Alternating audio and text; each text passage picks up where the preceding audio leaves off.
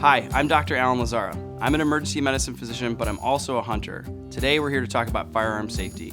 Number 1, always treat every firearm like it's loaded. That way there's never a question whether or not there's a round in the chamber.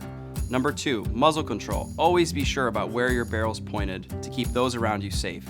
Number 3, be sure of your target and what's beyond. That way you never shoot something you're not supposed to. And number 4, if you get lost, you want to make sure to have a signaling device like a cell phone or a whistle so people know where to find you. From us here at Henry Ford Health, have a safe and successful hunting season. Thanks for listening.